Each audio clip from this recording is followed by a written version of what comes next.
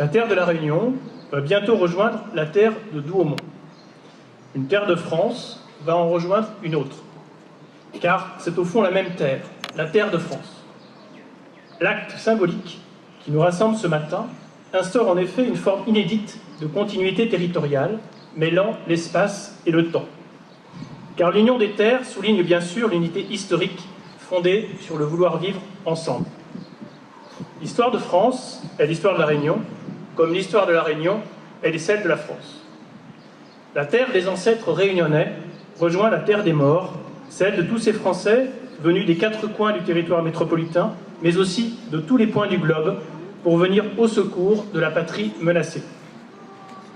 Le sacrifice des enfants de la Réunion revêt néanmoins une dimension particulière, parce qu'elle a amené de jeunes gens à quitter leur case et leur île pour l'inconnu lointain, par-delà les mers et les océans.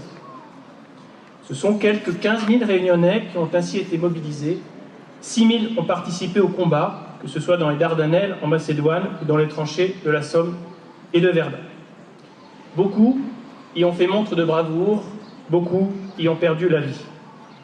Certes, la terre succède d'abord au sang et la stèle aux ossements. Mais au-delà de l'hommage rendu aux morts, c'est un message d'espoir qui est adressé aux générations futures. Car c'est bien aux vivants et à leurs descendants que votre message s'adresse pour les siècles et les siècles.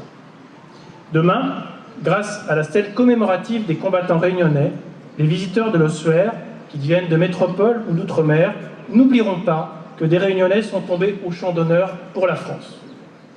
Tous en éprouveront gratitude et reconnaissance. Les arrière, petits-enfants de poilus réunionnais ressentiront bien sûr une grande tristesse, mais aussi, sans doute, une pointe de fierté. Car ce qui nous unit tous, au-delà de nos ancêtres, ce sont nos valeurs communes. La terre, c'est celle des morts, mais aussi celle des racines et de cette sève républicaine qui nous tient debout. La terre réunionnaise et la stèle qui en constituera l'écrin nous rappelleront à nous-mêmes. Elles nous inviteront à nous garder d'imiter les somnambules de 1914 en nous tenant toujours éloignés des discours de haine et en cultivant, au contraire, la tolérance et l'humanisme.